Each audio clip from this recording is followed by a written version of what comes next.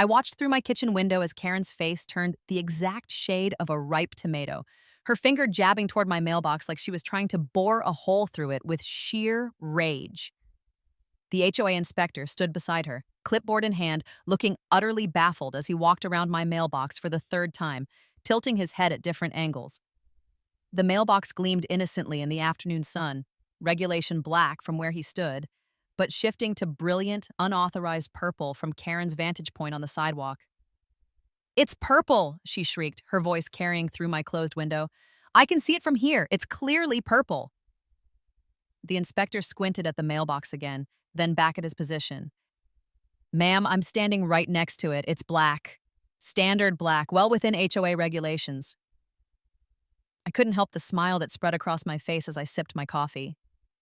The color-shifting automotive paint had cost me a fortune, but watching Karen's meltdown? Absolutely priceless. She had no idea that this was just the opening move in a game she'd already lost.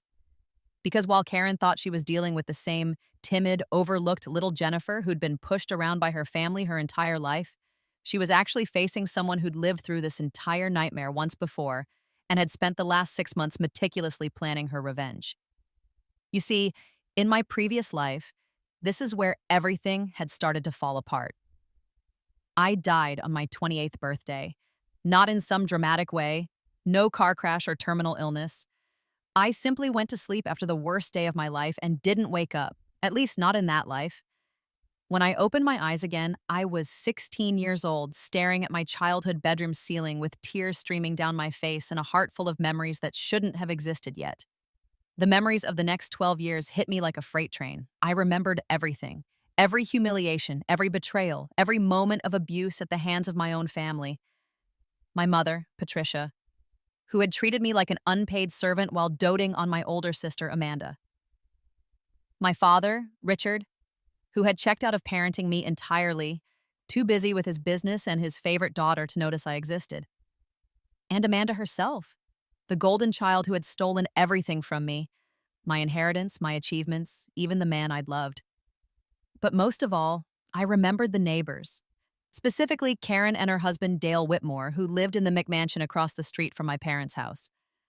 In my previous life, Karen had made it her personal mission to destroy me, and she'd succeeded beyond her wildest dreams. It had started small, complaints about my car being parked 2 inches over some invisible property line, reports to the HOA about my mailbox being an eyesore when it was identical to every other mailbox in the neighborhood, calls to the police about suspicious activity whenever I had friends over. My parents, of course, always took her side. "Don't cause trouble, Jennifer," my mother would say. "The Whitmores are important people in this community." Important people. Karen was a former beauty queen who'd married money and spent her days terrorizing the neighborhood through her position on the HOA board.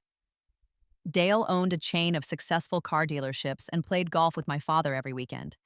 They were everything my parents aspired to be, and I was nothing, just an inconvenient younger daughter who didn't fit into their perfect picture. The harassment had escalated over the years. When I was 18, Karen had reported my beat-up Honda as an abandoned vehicle and had it towed while I was at work. I'd lost my job at the grocery store because I couldn't get there without transportation. My parents had refused to help, telling me I should have taken better care of my responsibilities. When I was 21 and finally managed to save enough money for community college, Karen had started a whisper campaign about me, telling anyone who would listen that I was involved in drugs, that I was sleeping around, that I was stealing from my parents. None of it was true, but the damage was done. My parents believed her, of course. They always did. The final blow had come when I was 25. After years of working multiple jobs and putting myself through school, I'd finally landed a position as a junior graphic designer at a small firm downtown. It wasn't much, but it was mine. I was good at it. For the first time in my life, I felt like I might actually escape the suffocating trap of my family and their toxic expectations. That's when Amanda had stolen my work. I'd been designing a logo for a local business competition. The winner would receive a $50,000 cash prize and guaranteed contracts with several major companies. I'd worked on it for months, pouring my heart and soul into every detail. I'd been so proud of it, so hopeful that this might be my ticket to real financial independence. I'd made the mistake of showing it to my family at Sunday dinner. Amanda had seemed supportive for once, actually complimenting my work. I should have known better. 2 days later, she'd submitted an exact copy of my design under her name. When I'd tried to prove it was mine, I'd discovered that someone had deleted all my files from my computer and my cloud storage. Amanda had won the competition. My parents had thrown her a celebration party. I hadn't even been invited. That's when I'd tried to move out, to cut ties with my family once and for all. But Karen had one last trick up her sleeve. She'd reported me to my landlord, claiming I was running an illegal business out of my apartment and disturbing the neighbors with all-night parties. It was completely fabricated, but the landlord believed her. I was evicted. With nowhere else to go and no money for a new apartment, I'd been forced to move back in with my parents. The look of triumph on Karen's face when she'd seen me carrying boxes back into my childhood bedroom had been burned into my memory. My mother's disgusted sigh, Amanda's smirk, my father not even looking up from his newspaper. I'd spent the next 3 years trapped in that house, working dead-end jobs, watching Amanda flourish with my stolen work, listening to Karen's complaints through the walls, slowly dying inside. On my 28th birthday, I'd blown out the candles on the small cake I'd bought for myself. My family hadn't remembered, and made a wish to start over, to have another chance. When I'd woken up at 16, I'd realized someone had been listening. This time, things would be different. I'd spent the first few weeks carefully observing, remembering the timeline of events from my previous life. I knew exactly what was coming, and I knew something else too. Something I'd never noticed the first time around because I'd been too beaten down to see it. I had a gift. A real, genuine talent for art and design that went beyond just technical skill. In my previous life, I'd never had the confidence or the opportunity to truly develop it. I'd always been told I was average, unremarkable, that I should be grateful for whatever scraps I got. But now, with the knowledge of my previous life and the determination to change my fate, I could see the truth. I was actually extraordinary. More importantly, I now understood exactly how my family and Karen operated. I knew their patterns, their weaknesses, their secrets. In my previous life, I'd been reactive, always on the defensive. This time, I would be proactive, strategic, ruthless. But I had to be patient. I was only 16, still legally under my parents' control. I needed to bide my time, gather resources, and position myself perfectly before I struck. The mailbox incident wouldn't happen for another 6 months in the original timeline, but I'd decided to accelerate it. After all, if you know your enemy's next move, why wait for them to make it? I'd started by documenting everything. Every time my mother forgot to make me dinner while cooking elaborate meals for Amanda. Every time my father ignored my questions but jumped to answer Amanda's. Every time Amanda took credit for my homework or stole money from my room. I'd set up hidden cameras, old smartphones positioned as clocks and picture frames, throughout the house. I'd started a detailed journal, backed up to multiple cloud services with passwords my family could never guess. I'd also started making allies. There was Mrs. Chen, the elderly woman next door who'd always been kind to me but who Karen had also terrorized. There was Marcus, the mailman who Karen screamed at regularly for being too slow. There was even Tom, the teenage son of the HOA president, who'd been forced by his mother to date Amanda in my previous life and had been miserable. I remembered how he'd confided in me once, how he'd said I was the only person in my family worth knowing. This time, I'd sought him out at school, struck up a friendship, and carefully planted the seeds of truth about my sister's real personality. Tom was smart, and more importantly, his mother actually listened to him. Having an ally on the HOA board would prove invaluable. But my biggest advantage was something I'd discovered by accident. One night, unable to sleep, I'd started sketching by moonlight. The drawing had been of a butterfly rendered in intricate detail with shading I didn't remember learning. When I'd finished, the butterfly had moved on the page. Just a flutter of wings, so quick I'd thought I'd imagined it. But then it had happened again. And then the butterfly had lifted off the paper entirely, circling my head once before dissolving into sparkles of light. I'd sat there in shock, staring at my hands. This hadn't happened in my previous life. Or had it? Had I always had this ability and never known because I'd never had the confidence to truly create, to put my whole heart into my art? I'd spent weeks experimenting in secret, discovering the rules of my gift.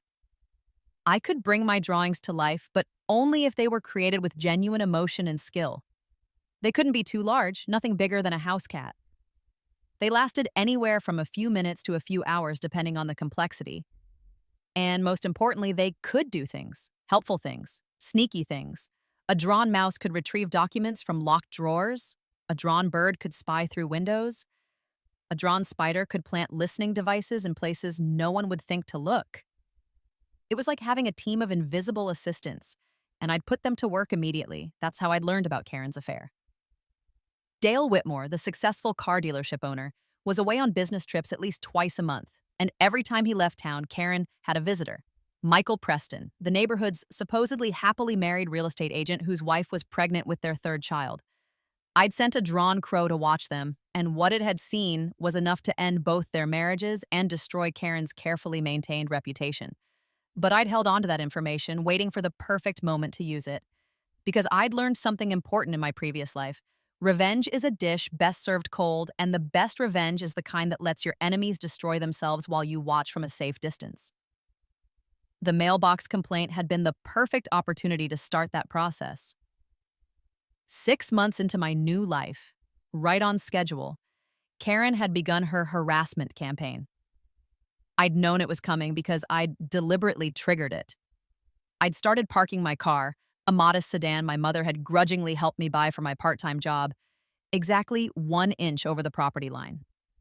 Not enough for anyone normal to care, but enough to set off Karen's obsessive need for control. The first complaint come within a week. Then another about my mailbox supposedly being rusty and an eyesore. Even though it was less than a year old, I'd played my part perfectly, acting confused and hurt, apologizing profusely to my parents who had, predictably, taken Karen's side. "For God's sake, Jennifer, why can't you just follow the rules?" my mother had snapped. "The Whitmores are good people, and you're making us all look bad." Amanda had smirked from her position on the couch, where she'd been scrolling through her phone. "Maybe if you weren't such a screw-up, people wouldn't have to constantly complain about you." My father hadn't even looked up from his laptop. I'd nodded meekly, apologized again, and then gone to my room to finalize my plans.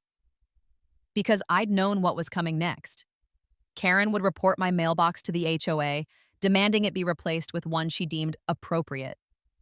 In my previous life, this had resulted in a $500 fine when I couldn't afford to replace it immediately, followed by increasing fines that had eventually resulted in a lien against my parents' property. My parents had been furious, had made me pay the fines with money I'd been saving for college, and had grounded me like I was 12 years old, not 16. This time, I'd bought the new mailbox before she could even file the complaint. But not just any mailbox. This one had been custom-made, painted with a special color-shifting automotive paint that cost nearly $1,000, money I'd earned by selling some of my artwork online under a pseudonym. The paint was the same kind used on high-end luxury cars, formulated to change colors depending on the viewing angle and lighting conditions. From the street where Karen's house was, it appeared purple, red, and sometimes even hot pink. But from the HOA inspector's position directly in front of it and in photographs taken at certain angles, it appeared to be standard regulation black. It was completely within the letter of the HOA rules while violating the spirit of them in the most maddening way possible. I'd installed it myself one Saturday morning, making sure Karen was watching from her window. I'd seen the curtain twitch, seen her face appear, seen the immediate rage bloom across her features. Then I'd gone inside and waited. The complaint had come within hours. Karen had called an emergency HOA inspection, insisting my mailbox was a garish violation of community standards. The inspector had come out that same afternoon, which is when the real show had begun. "It's purple," Karen kept insisting as I watched from my window. "Are you blind? It's clearly purple." The inspector had taken photos from his angle. "Ma'am, I assure you it's black, see?" He'd shown her his phone screen. In the photo, the mailbox was indeed black. "That's not what I see. Come over here and look from this angle." He'd obliged, walking over to where Karen stood on the sidewalk. From there, I knew the mailbox would shimmer with shades of purple and magenta. But by the time he'd reached her position, she'd moved again, gesturing frantically from a different spot. It was like watching someone try to catch a rainbow. Mrs. Whitmore, I've inspected the mailbox thoroughly. It's black, it's regulation size, it's properly installed, and it's in good condition. There's no violation here. But it's purple. I don't see any purple, ma'am. I'd had to bite my lip to keep from laughing. The inspector had left shaking his head, and Karen had stood there on the sidewalk for a full 10 minutes, staring at my mailbox with pure hatred radiating from every pore. But that was just the opening salvo. I knew Karen wouldn't let this go. She never did, and I was counting on it. Over the next 2 weeks, Karen filed 17 separate complaints about my mailbox with the HOA. Each time, a different inspector came out. Each time, they found no violation. The HOA board was getting annoyed with her constant calls, which I knew because Tom had told me his mother was receiving complaints about Karen's complaints. My mom says Mrs. Whitmore is becoming a problem, Tom had confided during lunch at school. She's filed more complaints in the last month than everyone else combined for the entire year. The board is considering removing her. I'd made a sympathetic noise. That must be frustrating for your mom. Is there anything specific that's bothering Mrs. Whitmore? Tom had rolled his eyes. Who knows? She's obsessed with some mailbox on your street. My mom went out there herself yesterday and couldn't find anything wrong with it. She thinks Mrs. Whitmore might be losing it. Perfect, just as I'd planned. But Karen's obsession with my mailbox was causing problems at home too. My parents had called me into the living room one evening for what they called a serious discussion. Jennifer, we need to talk about this mailbox situation, my father had said in his stern CEO voice. The one he usually reserved for underperforming employees. I'd sat down on the couch, keeping my expression carefully neutral. What about it? Karen has been calling your mother almost daily about it, he'd continued. She's very upset. She says you're deliberately provoking her. How? I'd asked innocently. The HOA keeps inspecting it and finding no violations. I've followed all the rules. My mother had made an exasperated sound. That's not the point, Jennifer. The point is that you're causing problems with our neighbors. Karen says the mailbox changes colors, that it's some kind of trick. It's black, I'd said simply. The HOA has confirmed it multiple times. If Mrs. Whitmore is seeing things that aren't there, maybe she should see a doctor. Amanda had looked up from her phone with interest. Are you seriously gaslighting our neighbor right now? That's actually kind of genius. She'd sounded almost impressed, which had been a rare occurrence. I'm not gaslighting anyone, I'd protested. I installed a regulation black mailbox. If someone is having trouble perceiving colors accurately, that's not my fault. My father had rubbed his temples. Just change the mailbox, Jennifer. This isn't worth the drama. I'm not going to change a perfectly good mailbox that cost me 3 weeks' salary just because the neighbor is having some kind of episode, I'd said firmly. I did nothing wrong. The HOA agrees I did nothing wrong. Maybe you should stop letting Mrs. Whitmore control everything that happens in this house. The room had gone silent. I'd never stood up to my parents like that before, not in this life or the previous one. My mother's face had flushed red. How dare you speak to your father that way? I'm not being disrespectful, I'd interrupted, keeping my voice calm. I'm stating facts. Mrs. Whitmore has no authority over my mailbox. The HOA has confirmed I'm in compliance. This is harassment, and you're enabling it by taking her side. I'd stood up and left before they could respond, my heart pounding. In my room, I'd had to sit down and remind myself to breathe. That had been bold, bolder than I'd intended, but it had also felt incredible. For the first time in 2 lifetimes, I'd stood up for myself to my parents. The next day, my mother had forgotten to make me dinner again, leaving me to fend for myself while the rest of the family enjoyed pot roast. Small price to pay. Karen's obsession with my mailbox had another unexpected benefit. It distracted her from her affair. Michael Preston had been coming by less frequently, spooked by Karen's increasingly erratic behavior. I'd watched through my drawn birds as they'd argued on her back patio, Michael insisting they needed to cool it for a while, and Karen shrieking that he was abandoning her. You promised you'd leave your wife, she'd screamed. I never promised that, Michael had hissed back. Jesus, Karen, keep your voice down. The neighbors, I don't care about the neighbors. I care about that little bitch across the street with her magic mailbox and her smug face, and Michael had left in a hurry after that. I'd watched Karen throw a wine glass at her back fence, watched it shatter into a million pieces, and smiled. She was unraveling, and I'd barely done anything, just installed a mailbox. But the real beauty of my plan was what came next. You see, I hadn't just been tormenting Karen with the mailbox. I'd been gathering evidence. Photos and videos of her affair, documented meticulously with dates and times. Financial records showing how she'd been embezzling from the HOA funds, something I'd discovered through a drawn spider that had infiltrated her home office. Text messages between her and Michael that I'd obtained by briefly borrowing her phone while she was distracted by a mailbox inspection. I had enough to destroy her completely, but I was patient. I was waiting for the perfect moment, and I knew exactly when that would be: the annual neighborhood block party. It happened every year in June, a massive event where everyone in the subdivision gathered for food, games, and socializing. The HOA board always gave speeches.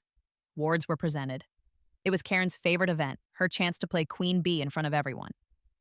In my previous life, she'd used that block party to publicly humiliate me. She'd gotten up during the open mic portion and given a whole speech about troublesome teenagers and disrespectful young people who don't value community standards, all while staring directly at me. My parents had been mortified. Amanda had laughed. I'd wanted to disappear. This time, the block party was 2 weeks away, and I had very different plans for it. In the meantime, I'd been busy with other aspects of my revenge, because while Karen was the most visible enemy, she wasn't the only one. My family had their own reckoning coming. Amanda's upcoming college applications were my next target. She was a senior, getting ready to apply to prestigious art schools on the strength of a portfolio she'd been building all year. A portfolio that I knew from my previous life contained several pieces that weren't entirely her own work. She had a habit of borrowing from other artists, changing just enough to avoid outright plagiarism, but not enough to make the work truly original. In my previous life, she'd gotten away with it, earning scholarships and admission to a top school. This time I had receipts. I'd been quietly documenting every piece she'd borrowed, finding the original sources, creating detailed comparison images. I'd also been watching her process, using my drawn creatures to spy on her workspace. I'd captured video of her directly tracing photographs, of her copying paintings from art books, of her downloading images from obscure artists' websites and claiming them as studies. But I'd also been creating my own portfolio, working in secret, producing pieces that were genuinely original and genuinely extraordinary. My gift helped. When I drew with real passion, real skill, the images practically glowed with life even before they became animate. I'd been submitting them to online galleries and competitions under my pseudonym, building a reputation, earning money, establishing a paper trail that proved these works were mine. The plan was simple. When Amanda submitted her applications, I would submit mine too, to the same schools. And then I would quietly send the admissions committees evidence of Amanda's plagiarism along with my own authentic work. Let them decide who deserved admission. My parents didn't even know I was planning to apply to art school. They'd already told me I wasn't talented enough for that path, that I should consider community college for something practical, like accounting. They'd given Amanda their blessing and their financial support without question. They'd give me nothing, which was fine. I'd been saving every penny from my part-time job and my online art sales. I'd also been researching scholarships and grants, finding opportunities that Amanda's laziness had caused her to overlook. I was going to get out, get into a better school than her, and do it entirely on my own merit. And when I did, the look on my parents' faces would be almost as satisfying as the look on Amanda's. But there was one more piece of my family revenge that I'd been carefully orchestrating, and it involved my father's business. Richard Chen, he'd kept his Chinese surname from his father despite being adopted and raised by white parents, said it was good for business diversity, ran a mid-sized consulting firm. He was proud of his success, proud of his reputation. What he didn't know was that his company was about to be audited by the IRS. In my previous life, this hadn't happened until I was 23, and when it did, the fallout had been devastating. The audit had revealed years of tax fraud, creative accounting, and misappropriated funds. My father had managed to pin most of the blame on his CFO, a man named Robert Daniels who'd been a family friend for years. Robert had gone to prison. My father had paid hefty fines but avoided jail time. I'd always known the truth, though. Robert had been the fall guy. My father had been the one directing the fraud, had been the one who benefited most. He'd let his friend go to prison to save himself. This time, I'd decided to accelerate the audit. I'd spent months piecing together evidence from my previous life's memories, reconstructing the financial irregularities I'd overheard in conversations, seen in documents left on my father's home desk. I'd used my drawn creatures to photograph current documents to record conversations. Then I'd created an anonymous email account and sent a detailed tip to the IRS, complete with evidence and suggestions on where to look. The audit notice had arrived 3 weeks ago, and my father had been a nervous wreck ever since. But this time, I'd also sent copies of everything to Robert Daniels directly with a note. They're going to try to blame you again. Protect yourself. Here's proof of who's really responsible. I didn't know what Robert would do with that information, but I hoped he'd have the sense to get a good lawyer and fight back. He'd been kind to me as a child, had always remembered my birthday when my own father forgot. He didn't deserve to go to prison for my father's crimes. My father, on the other hand, absolutely did. The week before the block party, things started accelerating in ways I hadn't entirely predicted. Karen's harassment had reached a fever pitch. She'd taken to standing on the sidewalk multiple times a day, photographing my mailbox from different angles, muttering to herself. Mrs. Chen had called me worried, saying Karen had been acting strangely and she was concerned. She came to my door yesterday, Ms. Chen had told me over tea in her kitchen. She wanted to know if I could see the color of your mailbox from my window. When I said it looked black to me, she called me a liar and said everyone on this street was conspiring against her. That sounds like she's really struggling, I'd said sympathetically. Maybe someone should suggest she talk to a professional. Mrs. Chen had nodded. I called her husband. I thought he should know. He seemed not surprised. Said she'd been under a lot of stress lately. I'd bet she had been.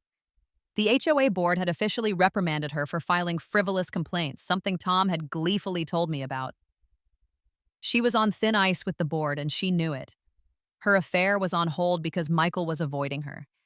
And now people were starting to talk about her mental state. Everything was falling into place. Then Amanda made a mistake that accelerated my timeline. I'd come home from school to find her in my room, going through my desk drawers. She'd looked up when I'd entered, not even having the grace to look guilty. Where are you hiding it? She'd demanded. Hiding what? Don't play dumb, your portfolio. I know you've been working on something. Mom said she saw you carrying art supplies. My blood had run cold. I'd been so careful to keep my work secret, but I'd gotten sloppy. I'd brought home some canvases from an art shop last week and hadn't been quick enough getting them to my room. I don't know what you're talking about, I'd said, moving to block the doorway. Amanda had stood up, holding my sketchbook, the one I'd stupidly left in my desk instead of hiding. This? What is this? My personal sketchbook. Put it down. These are actually good, she'd said, flipping through pages. She'd sounded surprised, which had been insulting but not unexpected. Really good. Are you planning to apply to schools? That's none of your business. Her eyes had narrowed. You can't apply to art schools. You're not good enough. Mom and Dad said so. Mom and Dad say a lot of things. These pieces. She'd been studying a particular sketch, one of my best.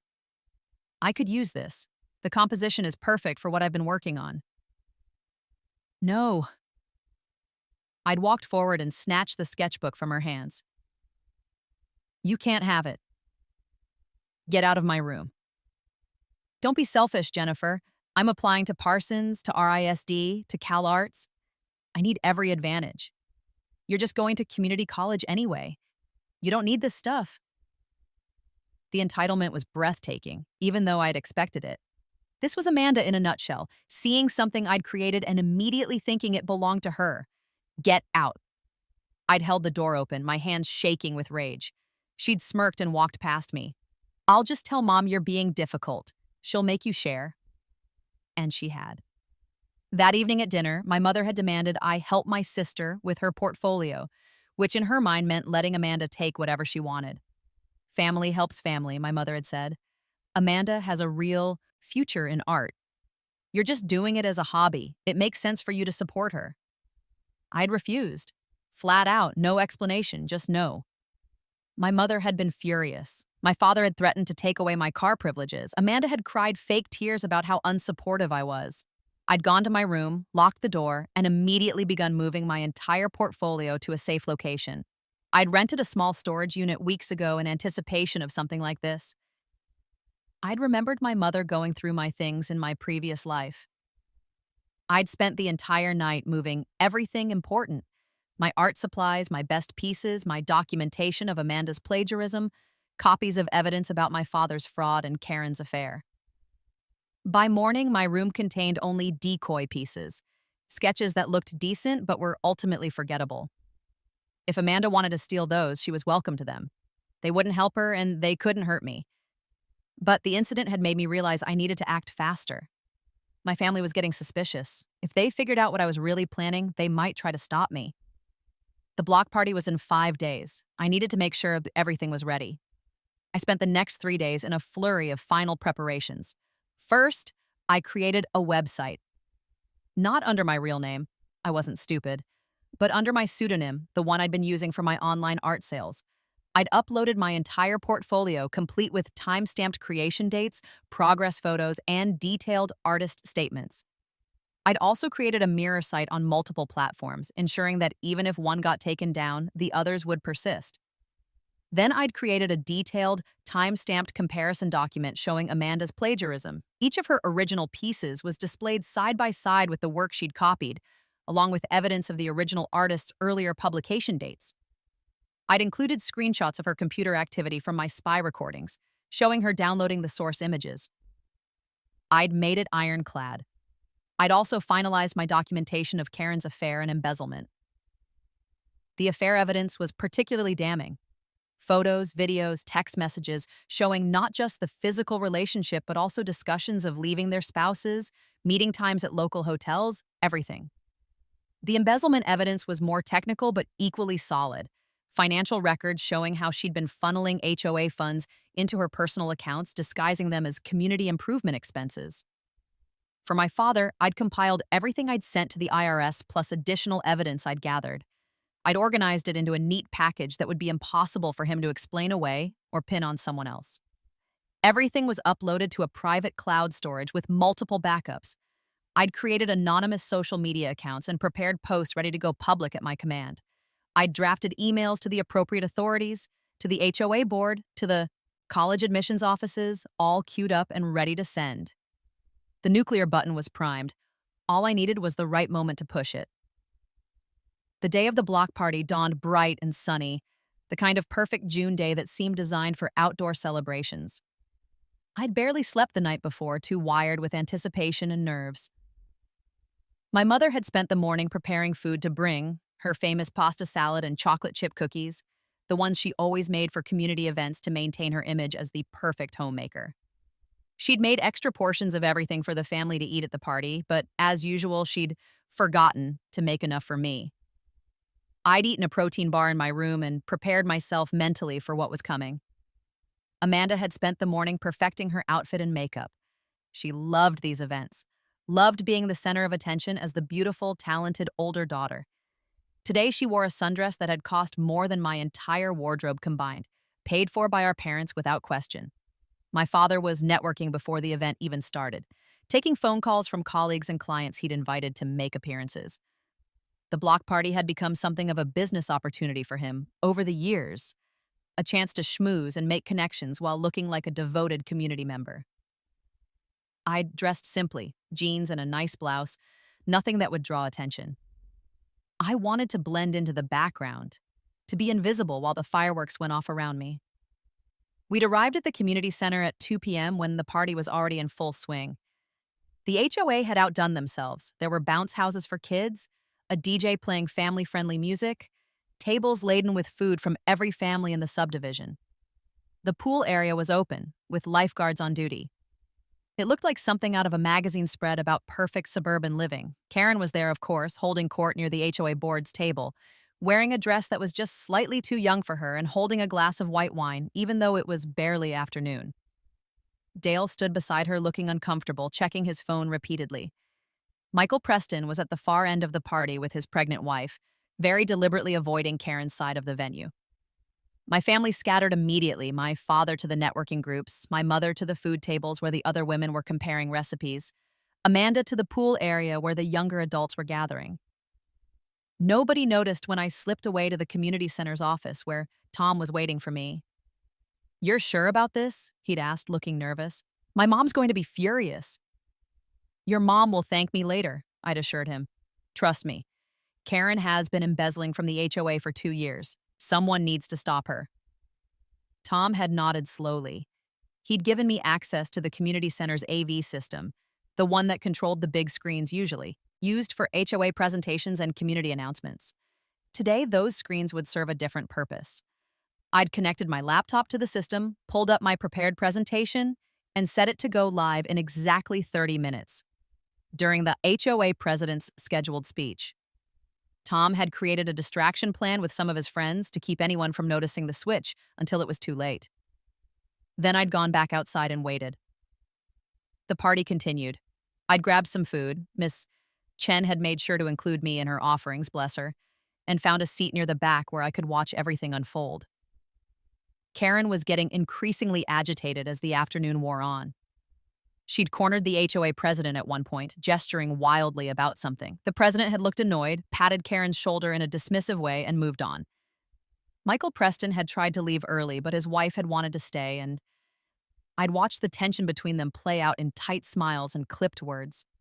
My father was in his element, laughing too loud at other men's jokes, slapping backs, handing out business cards. My mother was comparing her cookies to another woman's and clearly winning, based on her smug expression. Amanda was flirting with one of the college-age lifeguards, clearly enjoying the attention. None of them had any idea what was about to happen. At exactly 3:30 p.m., the HOA president, Tom's mother, Margaret, stepped up to the microphone at the front of the party area. The DJ lowered the music. People began gathering around to listen to the traditional speech about community values and upcoming events. "Good afternoon, everyone," Margaret's voice boomed through the speakers. "Thank you all for coming to our annual block party. It's wonderful to see so many faces here today, celebrating what makes our community so special." She'd continued with the usual pleasantries, talking about neighborhood improvements and upcoming initiatives. The big screens behind her displayed the HOA logo and some photos from previous block parties. Then, right on schedule, the screens changed. The first image that appeared was a photo of Karen and Michael Preston, taken through a hotel room window, locked in an embrace that left no doubt about the nature of their relationship. The timestamp in the corner read 3 weeks ago. The crowd went silent. Margaret stopped mid-sentence, turning to look at the screen behind her. Her face went pale. "What? Who's doing this?" she'd sputtered. "Turn that off!" But the presentation continued. More photos. These ones showing Karen and Michael at various locations around town. His car, a local park, even her own house when Dale was out of town. Then came the text messages, scrolling across the screen in high resolution. "I can't wait to leave him. Just a little longer. Your wife has no idea? We'll be together soon, I promise." The crowd had erupted in shocked murmurs. Karen's face had gone from red to white to red again. Dale was staring at the screen, his mouth hanging open. Michael Preston had grabbed his wife's arm and was trying to pull her away, but she'd wrenched free and turned to stare at him with an expression of dawning horror. "Turn it off!" Karen had screamed, running toward the AV equipment. But Tom and his friends had blocked her path, claiming they didn't know how to stop it. The presentation moved on. Now it was showing financial records, bank statements, HOA accounts, transaction histories, line items highlighted in red showing money transferred from HOA funds to personal accounts, Karen's signature on withdrawal forms, falsified receipts for community improvements that had never happened. Mrs. Whitmore has embezzled approximately $47,000 from HOA funds over the past 2 years, text on the screen read. All evidence has been forwarded to the appropriate authorities. Margaret had finally gotten to the AV controls and shut everything down. But it was too late. Everyone had seen. The damage was done. Karen was crying, makeup running down her face, trying to explain to Dale, who had turned away from her and was walking toward the parking lot. Michael Preston and his wife were in a screaming match by the pool. The crowd was buzzing with excited gossip, phone cameras out, capturing every moment. I'd sat in my chair at the back, eating a cookie from Mrs. Chen's plate, and watched it all with satisfaction. But I wasn't done yet. While everyone was distracted by Karen's public destruction, I'd sent out the rest of my prepared materials. To the colleges Amanda had applied to, detailed evidence of plagiarism, along with links to my own portfolio website showing the authentic work I'd created. To Robert Daniels and his lawyer, all the evidence of my father's tax fraud, organized and annotated. To the local news outlets, a press release about HOA embezzlement and a community scandal complete with evidence packages, and then, just for good measure, I'd posted everything to social media using my anonymous accounts. Within minutes, it was spreading. People from our subdivision were sharing the posts, adding their own commentary, expressing shock and outrage. The party had dissolved into chaos. Some people had left immediately, wanting nothing to do with the drama. Others had stayed, unable to look away from the train wreck. Margaret had called an emergency HOA board meeting right there, convening under one of the picnic pavilions. Karen was being asked to surrender her position immediately while the board reviewed the evidence. "This is fake," Karen had screamed. "Someone is framing me. It's that girl, that Jennifer Chen. She did this because of the mailbox. She's been harassing me for months." I'd walked calmly over to where she was ranting, with half the neighborhood watching. "Mrs. Whitmore," I'd said quietly, "I have no idea what you're talking about. I've been right here the whole time. And my mailbox is black, just like the HOA confirmed multiple times. Maybe you should speak to someone about your confusion." Her face had contorted with rage. She'd lunged at me, but Dale had caught her arm, pulling her back. "Karen, stop," he'd said, his voice dead. "Just stop. I don't know what's wrong with you, but this is over. We're done." He'd walked away then, leaving her standing there, and the look of devastation on her face had been everything I'd dreamed of. The fallout at home had been immediate and nuclear. My parents had dragged me and Amanda home from the block party as soon as they'd realized that the scandal was spreading to us. My father had received several calls about the revelations, though he hadn't yet understood the full extent of what had been revealed. We'd gotten home to find 2 FBI agents waiting at our door, there to discuss the IRS investigation and the new evidence that had come to light. My father's face had gone gray. In the living room, while my father was being questioned in his office, my mother had turned on me with fury I'd rarely seen. "What did you do?" she'd demanded. "Karen is saying you're responsible for that spectacle." "I didn't do anything," I'd said calmly. "I was at the party the whole time. Someone else put together that presentation." "But why would anyone—" She'd stopped, her face twisting with realization. "Your father. Oh God, what did you do to your father?" "I didn't do anything to Dad. But if he's been committing tax fraud, that's not my problem. That's his." Amanda had been quiet, unusually so, staring at her phone. When she'd finally looked up, her face had been pale. "I got an email from the admissions office at Parsons. They're requesting a meeting to discuss concerns about the authenticity of my portfolio." My mother had turned to her, confused. "What are they talking about?" "I don't know." Amanda had started crying. "Someone sent them sign. They're saying I plagiarized my work, but I didn't. Those are my pieces." "Are they?" I'd asked quietly. Both of them had turned to stare at me. "What are you saying?" my mother had asked slowly. "I'm saying that maybe Amanda should explain where she got the inspiration for her portfolio. Or where she got some of the actual pieces." "You little bitch," Amanda had hissed. "You did this. You sent them something. What did you send them?" "The truth," I'd said simply. "That the pieces in your portfolio aren't entirely your own original work. I provided evidence and sources." My mother had looked between us, clearly trying to process. "Jennifer, what are you talking about?" "Amanda has been plagiarizing other artists' work for years. She traces, she copies, she makes minor changes and passes it off as original. I documented it. I sent proof to every school she applied to." "That's insane," Amanda had shouted. Mom, she's lying. She's jealous and she's trying to ruin my life. I'm not lying, and I can prove it. I'd pulled out my phone and pulled up the comparison document I'd created. Here, every piece she submitted, next to the original work she copied from, complete with dates proving the originals came first. I'd handed my phone to my mother. She'd scrolled through, her face getting paler with each swipe. When she'd looked up at Amanda, there was something cold in her eyes. Tell me this isn't true.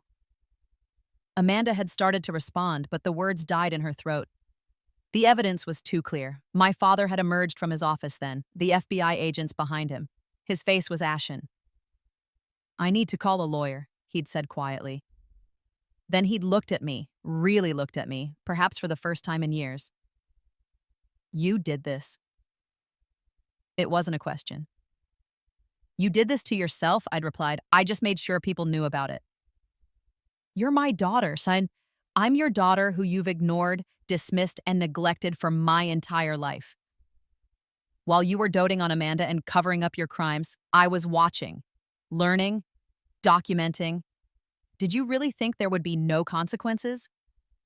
The FBI agents had looked uncomfortable. My mother had started crying. Amanda was still staring at my phone, at the evidence of her plagiarism, her whole future crumbling before her eyes. I'd felt nothing but satisfaction. I'm leaving, I'd announced. I've been accepted into the Maryland Institute College of Art with a full scholarship. I'm moving to Baltimore next week for their summer intensive program. You won't need to support me financially anymore. In fact, you won't need to do anything for me anymore. That had been a lie about the acceptance. I wouldn't hear back for another month. But the scholarship applications were real, and I was confident I'd get in. I needed to make my exit now while I had the momentum. You can't just leave, my mother had said weakly. I'm 16. You can report me as a runaway, and I'll tell the police exactly what kind of household I'm running from. Or you can let me go and save yourselves the embarrassment of another scandal. My father had looked at me with something I'd never seen before. Fear. He understood that I had more ammunition, that I could make things worse for him if he tried to stop me. Get out, he'd said finally. I'd gone upstairs, packed my already prepared bags, and walked out the front door. Mrs. Chen had been waiting on her porch. I'd arranged it earlier, and she'd driven me to my storage unit where I'd collected the rest of my things. I'd stayed with her that night, and she'd helped me find a room to rent in a shared house near the community college. I'd kept my part-time job, picked up extra shifts, and continued selling my art online. The scholarship applications were real, and I was confident I'd get into school on my own merit. The next few weeks had been a whirlwind of consequences for everyone involved. Karen and Dale Whitmore had filed for divorce. Karen was facing embezzlement charges and had been forced to return all the stolen money plus additional fines. Her affair had cost her any sympathy she might have otherwise received. She'd also been referred for psychiatric evaluation after claiming that her neighbor had used magical, color-changing paint to drive her insane, a claim that had made her seem even less credible to the authorities. The HOA had removed her from the board permanently and issued a formal apology to the community for not catching the embezzlement sooner. The whole subdivision was reevaluating their security measures and oversight processes. Michael Preston's wife had filed for divorce as well, and his real estate business had taken a significant hit as word of the affair spread. People didn't want to work with a man who'd cheated on his pregnant wife. Karma was beautiful sometimes. My father's legal troubles were just beginning. Robert Daniels had used the evidence I'd provided to negotiate immunity in exchange for testimony against my father. The IRS audit had expanded into a full criminal investigation. My father had been forced to step down as CEO of his company, and his reputation was in tatters. He was likely facing prison time. Amanda had been rejected from every art school she'd applied to. The plagiarism accusations had spread throughout the admissions community, and she was essentially blacklisted. She'd enrolled in the local community college, devastated and furious, forced to start over with no shortcuts available. My mother had started divorce proceedings against my father, suddenly very concerned about protecting her assets before his legal troubles bankrupted them. She'd also tried to reach out to me several times, claiming she wanted to understand what had happened. I'd blocked her number. Understanding required caring, and she'd never cared about me before. She certainly didn't get to start now. As for me, I'd received my acceptance letter from Micah exactly 3 weeks after I'd left home. full scholarship, plus additional grants that would cover my living expenses. My portfolio, my real, authentic, original portfolio, had impressed them so much that they'd invited me to participate in their advanced track program. I'd also been contacted by several galleries interested in representing my work. My online presence under my pseudonym had exploded after people discovered my pieces, and suddenly I was getting offers for commissions, exhibitions, and sales. The money started coming in. Not a fortune, but more than enough to support myself comfortably. I'd moved into a better apartment, one with space for a proper studio. I'd bought myself a new laptop, professional art supplies, everything I'd always wanted but could never afford. Mrs. Chen had become like a grandmother to me, checking in regularly, inviting me over for dinner, celebrating my victories with genuine pride. Tom and I had stayed friends, and through him, I'd built a network of people who actually valued me for who I was.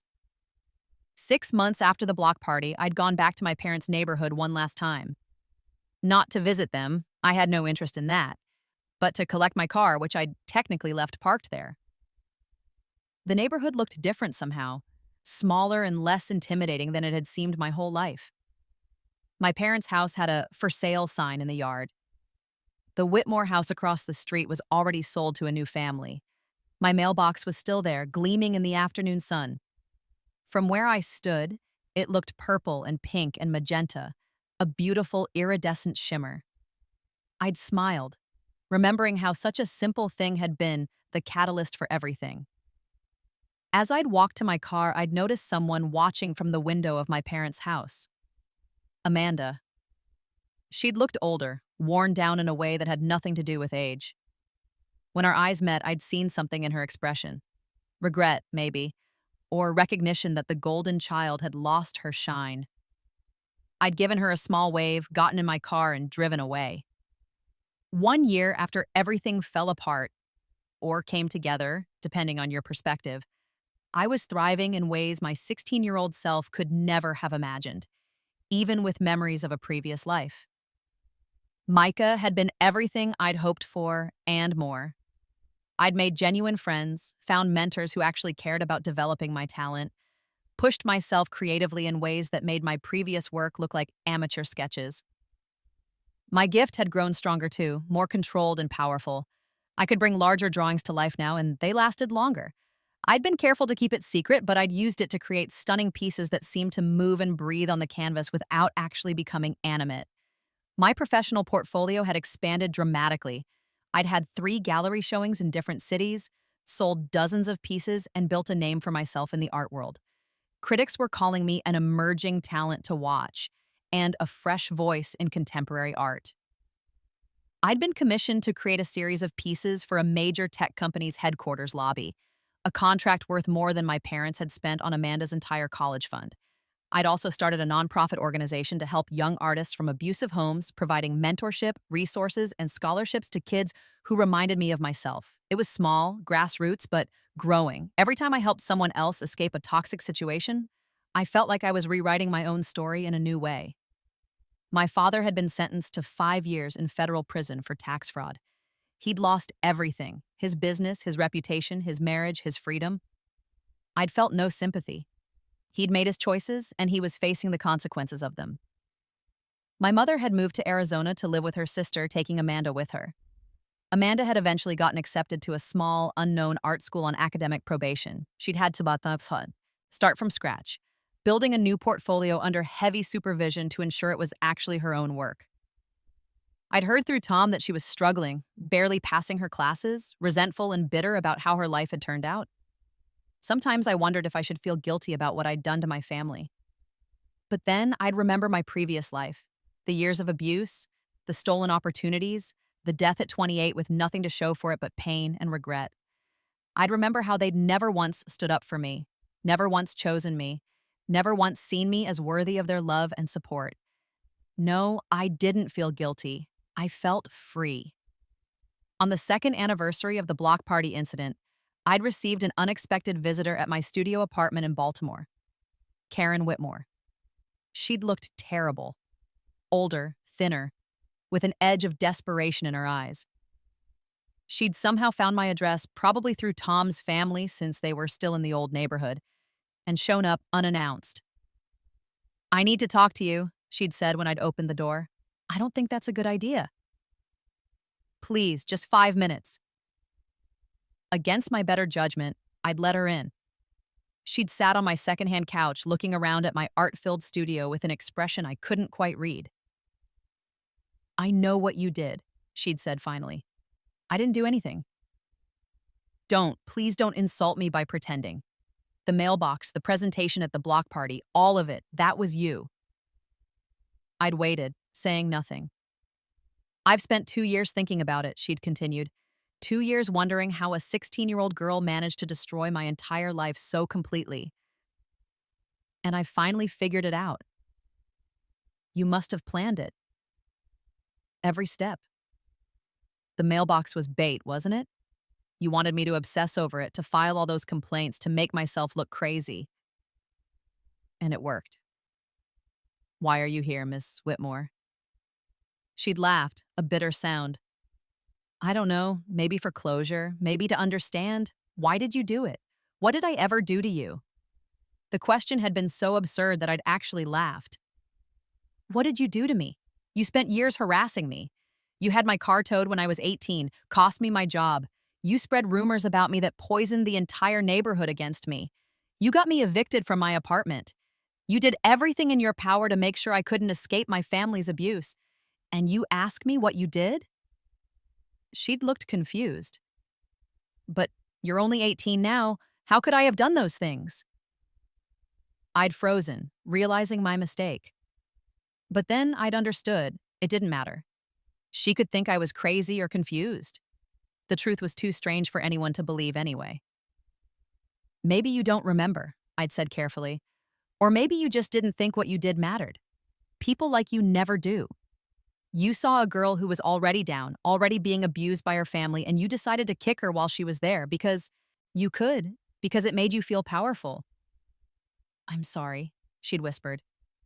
No, you're not. You're sorry you got caught. You're sorry you lost everything. But you're not actually sorry for what you did. If you'd gotten away with it, you'd still be doing it. She'd stood up then, her eyes bright with tears. I've lost everything. My marriage, my reputation, my friends. I'm in debt up to my eyeballs paying back the HOA money. I can barely afford to live. Dale got everything in the divorce because I was the one who cheated. Is that not enough punishment for you? I don't know, I'd said honestly.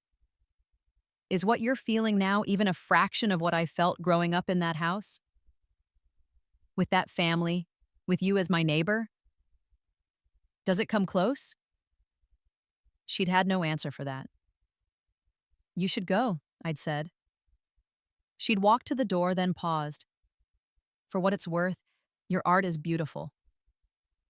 I saw the piece you did for the Riverside Gallery, the one with the phoenix rising. It was extraordinary. Thank you. You're going to be very successful, probably famous, and I'm going to be the neighbor you destroyed along the way. That's quite a legacy for both of us.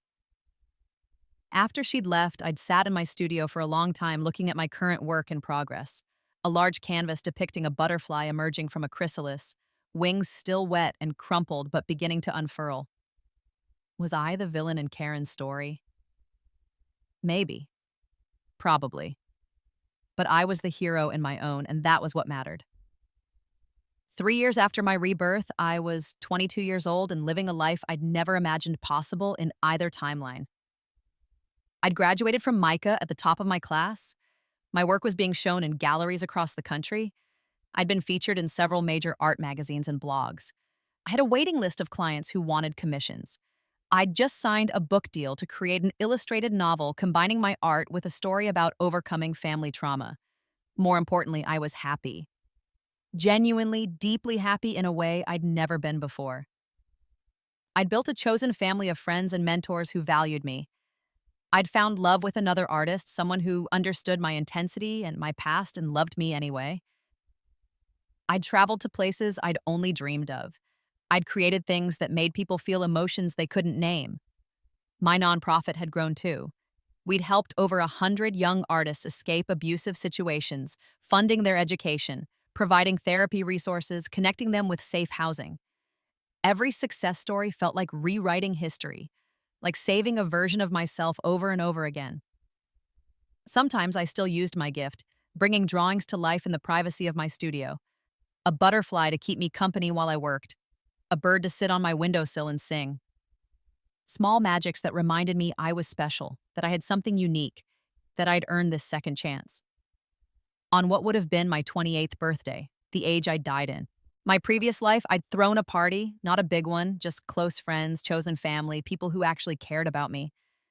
We'd gathered in my studio loft, which was now large enough to host gatherings, filled with my art and light and life.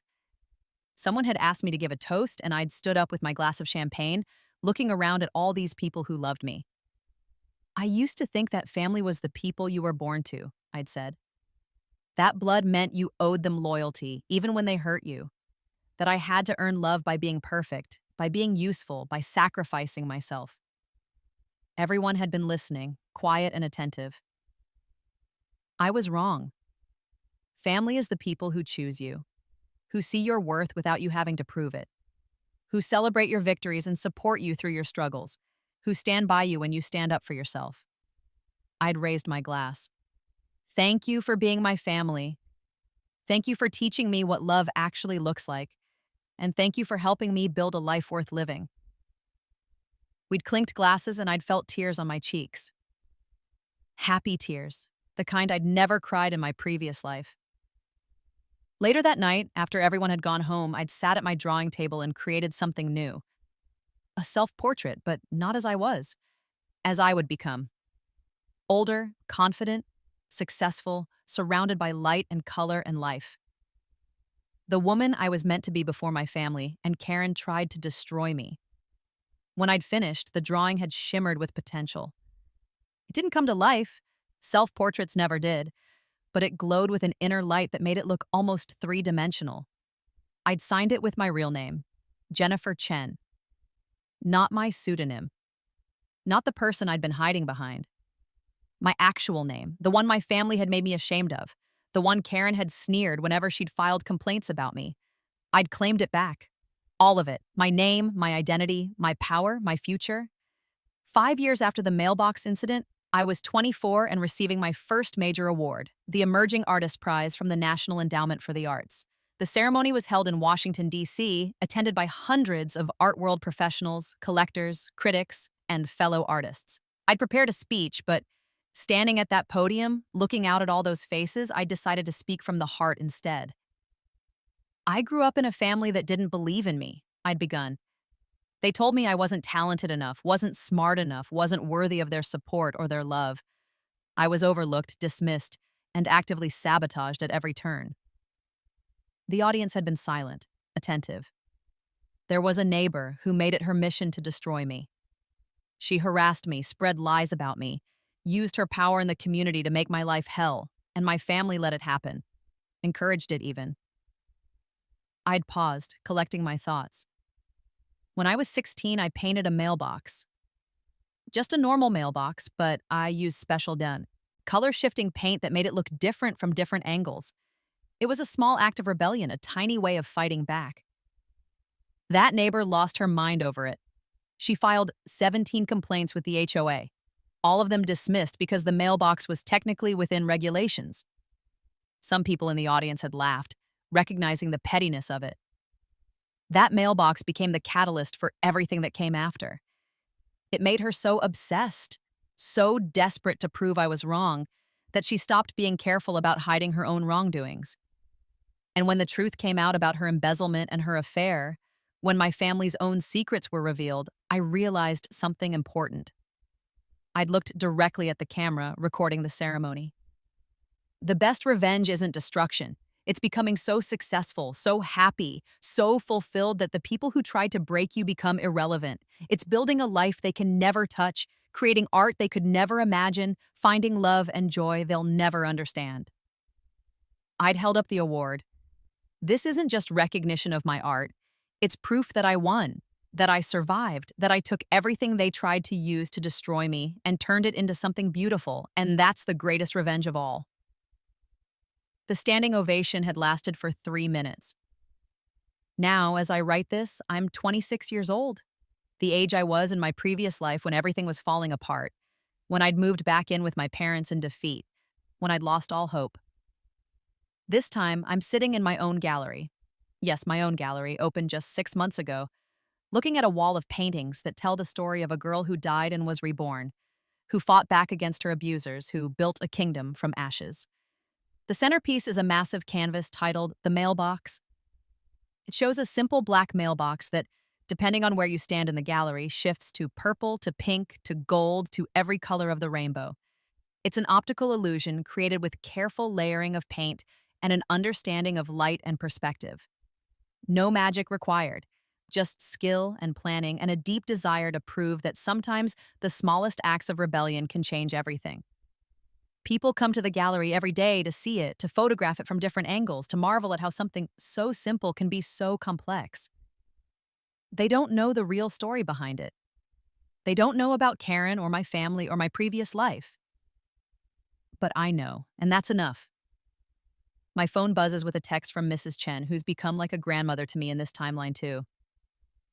She's asking if I'm coming to dinner on Sunday, if I'm bringing my partner, if I need her to make extra dumplings. I text back, yes, yes, and always. Another text comes in, this one from Tom, who's now a lawyer specializing in HOA law, inspired, he always says, by the great mailbox incident of 2025. He's won dozens of cases for people being unfairly targeted by petty, neighborhood tyrants. We're planning to collaborate on a book about HOA reform. A third text from one of the young artists my nonprofit sponsored. She just got accepted to her dream school with a full scholarship. She's thanking me, calling me her hero. I smile and put my phone away. Tomorrow, I have a meeting with a publisher about my third illustrated book. Next week, I'm flying to Paris for a gallery opening featuring my work. Next month, I'm teaching a masterclass at my alma mater about overcoming creative blocks and family trauma. I'm successful, I'm loved, I'm free. And somewhere out there, Karen Whitmore is probably still wondering how a mailbox destroyed her entire life. My father is still in prison, contemplating the consequences of his crimes. My mother is still in Arizona, bitter about her divorce and bankruptcy. Amanda is still struggling to build a career from actual talent instead of stolen work. They all got exactly what they deserved. As for me, I got my second chance, and I made it count. I walk over to my drawing table. Yes, I still have one in my office at the gallery, and pull out a fresh sheet of paper. I pick up my favorite pencil, the one that's perfectly balanced and feels like an extension of my hand, and I start to draw. A butterfly. Always a butterfly. Because butterflies know something important. Sometimes you have to completely dissolve in the darkness of the chrysalis before you can emerge with wings. As I draw, the butterfly begins to take shape, each line confident and sure. When I finish, I don't even need to concentrate. The butterfly simply lifts off the page, its wings catching the late afternoon light streaming through my gallery windows. It circles my head once, twice, then twice, then lands on my shoulder. A small magic, a private reminder that I'm extraordinary in ways my family never understood. I look at my reflection in the gallery window, successful artist, business owner, survivor, phoenix risen from the ashes, and I smile. Karen reported my mailbox. I painted it with color-shifting paint, and then I painted my entire future in colors they could never see coming. The end.